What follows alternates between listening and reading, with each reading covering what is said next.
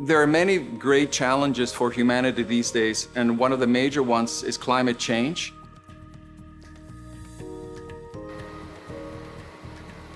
One way of trying to mitigate that effect is to base our food system on plants.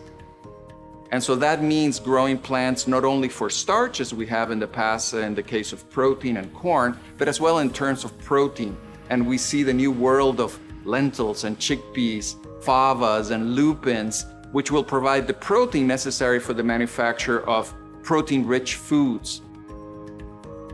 One large effort that we have been working on is the replacement of palm oil. We started here for sustainability reasons.